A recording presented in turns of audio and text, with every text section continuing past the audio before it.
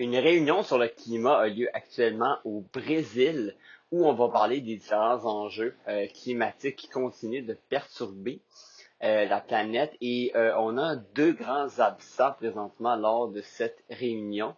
Je parle ici de Mark Carney, le premier ministre canadien, et de Donald Trump, le président américain. Ça fait beaucoup jaser parce que même le Bloc québécois a des représentants qui sont présents, mais pas le gouvernement. Et on sait que les États-Unis, eux, se sont retirés de tout ce qui appartient au climat. Donald Trump qui a affirmé que le réchauffement climatique est une des plus grandes arnaques de la planète. Pourtant, on voit cet été, on a vu les répercussions de chaleur en Europe. On a battu des records partout, des feux de forêt, des tornades, des ouragans de plus en plus puissants. On l'a vu d'ailleurs en Jamaïque, on le voit partout. Et la non-présence des grands gouvernements font question. C'est-à-dire qu'on parle beaucoup plus d'économie et de projets d'investissement, oui, que de réchauffement climatique. Ce qui m'inquiète, moi, personnellement, je ne dis pas que le réchauffement climatique devrait être la priorité nécessairement numéro un, parce que c'est vrai que il y a des enjeux de société comme le logement, l'économie. Je comprends tout ça. Par contre, en 2025, avec ce qu'on sait maintenant à propos des études scientifiques, je trouve ça quand même inacceptable que certains présidents ne sont pas présents, premier ministre. Et je veux vous rappeler que Mark Carney est quand même allé en Asie pour des réunions sur l'économie avec des grands représentants d'autres pays.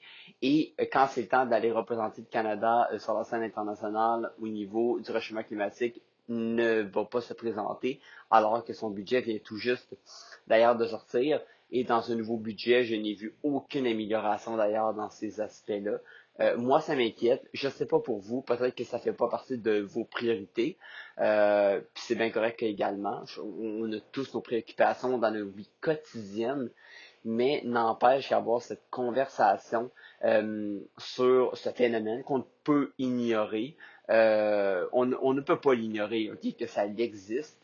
Je pense que c'est important d'en parler et de voir est-ce que c'est une priorité, mais de plus en plus, on voit que les gouvernements focus sur le militaire, l'économie, les entreprises beaucoup plus que l'environnement et la non-présence de notre premier ministre canadien et du président américain mettent l'Amérique au devant de la scène en mode nous, on ne s'implique pas comparativement à l'Europe dans le domaine climatique. Chez Québec solidaire, c'était leur congrès en fin de semaine et on allait élire un nouveau co-porte-parole masculin de Québec solidaire. Il faut rappeler que Gabriel Nadeau-Dubois, qui a été très très très longtemps là-bas, a démissionné il y a quelques mois. Et on s'entend depuis que Gabriel a démissionné. Québec solidaire, c'est vraiment plus ce que c'était. Ruba Gazal est un peu seul à représenter ce parti-là. Et malheureusement pour elle, n'a pas réussi jusqu'à maintenant à rallier les électeurs de gauche à se rallier vers sa cause, ni les indépendantistes qui supportent davantage le Parti québécois présentement.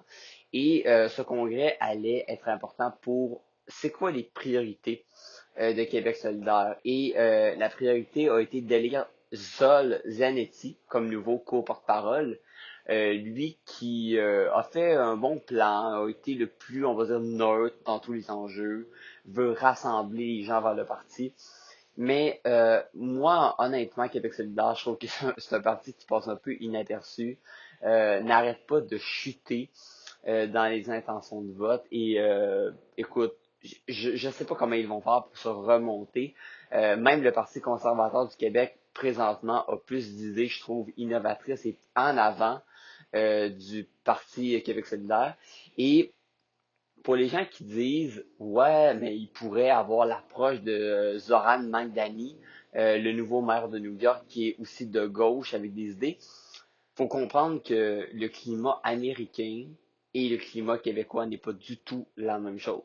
L'autre chose qu'il faut pas oublier, c'est vrai que Mike Danny ne pourra pas réaliser tous ses projets de toute façon qu'il a dit dans sa campagne électorale.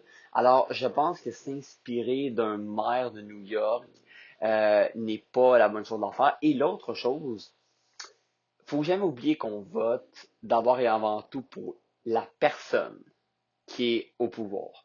Et McDaniel à New York, les gens se sont attachés au personnage, à la personne qui confrontait Donald Trump, qui avait l'air d'un battant, qui était, on va dire, qui venait de l'immigration puis qui a réussi à faire sa vie aux États-Unis.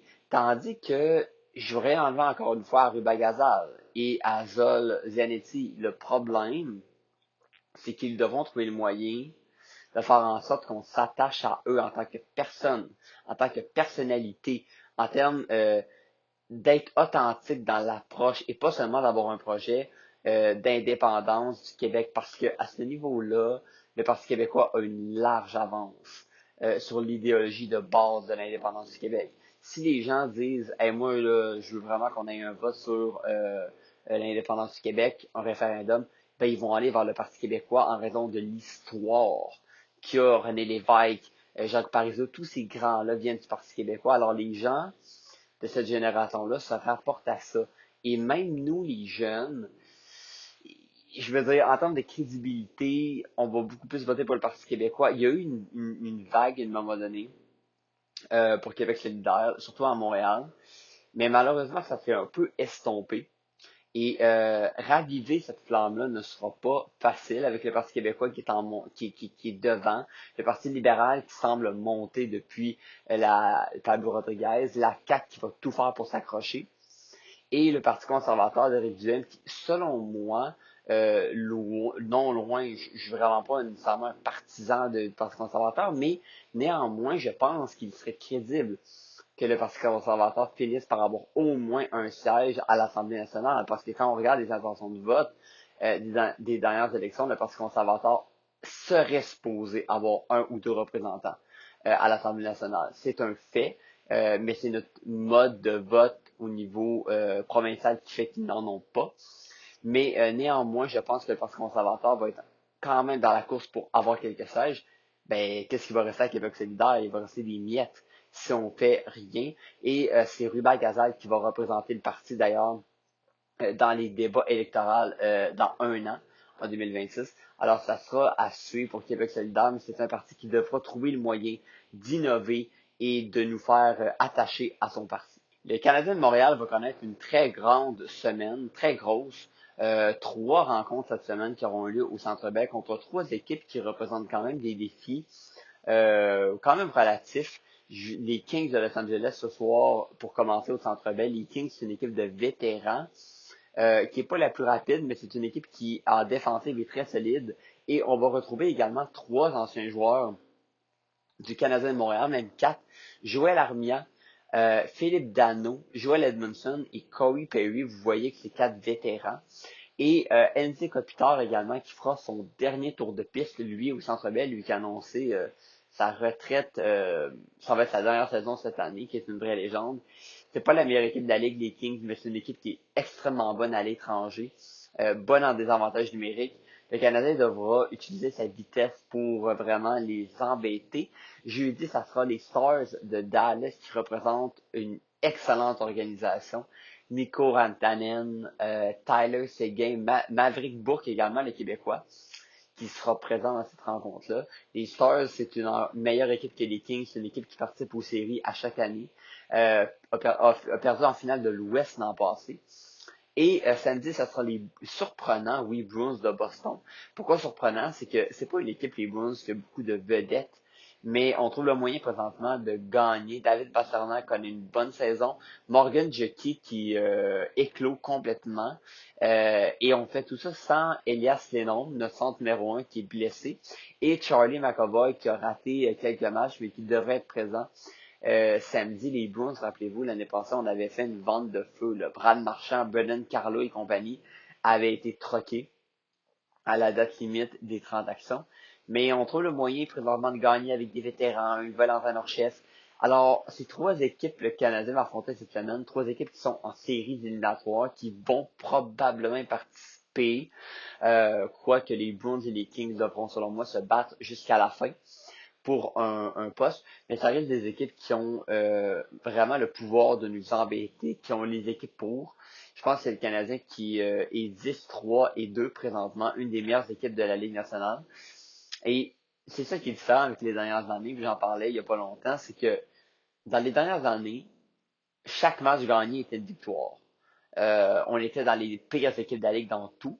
Maintenant, c'est très différent. On est une des meilleures équipes de la Ligue. On s'attend qu'on gagne à tous les soirs, ou presque. Et on s'attend également que Martin Saint-Louis coach comme un entraîneur coach pour gagner. Et c'est ce qu'il fait présentement cette année. Gère bien son banc, gère bien ses gardiens. Je trouve que Martin Saint-Louis a pris énormément de maturité dans sa façon d'entraîner. Il y a des leaders dans cette équipe-là et je serais pas surpris qu'à la date limite des transactions, on aille chercher au moins un ou deux joueurs pour nous aider au niveau de la profondeur. Et en terminant là-dessus, j'aimerais dire que Kirby Dack me surprend beaucoup aussi. Excellent début de saison pour lui. Et on s'entend là, s'il y a une personne qui l'a critiqué, Kirby Dack, c'est moi, je l'ai critiqué. J'ai dit qu'il fallait sortir de Montréal. J'ai tout dit ça et je crois pas que j'étais le seul à penser ça d'ailleurs. Mais force est de constater que présentement, rend des chers services aux Canadiens, remplit une chaise importante. S'il peut rester en santé, je pense que c'est la chose la plus importante dans son cas, s'il peut rester vraiment dans une bonne shape cette année, construire sur la constance, rester positif, c'est parfait pour lui. Je pense que ça sera jamais un joueur vedette, que Bidak, on s'entend. Peut-être même que ça sera jamais un deuxième centre à temps plein. Mais s'il peut jouer au niveau du troisième centre ou ailier troisième trio en fonçant au filet avec la grosse hockey, oui, clairement qu'il a sa place dans l'alignement du Canadien. Contrairement à un Patrick Laine qui est blessé et que je veux pas être méchant, mais personne s'en ennuie. Moi, Patrick Laine, je pense que c'est terminé l'aventure avec lui. Donc, mais pour Kirby Dack, je suis très content. Honnêtement, pour l'être humain surtout. On sait c'est quoi les blessures, j'en ai eu moi-même dans mon sport. Et c'est très dur des fois les remises en forme quand on revient, on essaye de revenir à la base, mais des fois c'est dur de reprendre des acquis qu'on a perdus. Ben lui, bravo, il a fait un travail sur lui-même, sur son corps, et là on le voit que ça porte fruit cette année, avec l'aide de ses coéquipiers et entraîneurs, et en souhaitant qu'il va continuer cette semaine à faire en sorte que les Canadiens continuent à remporter des matchs.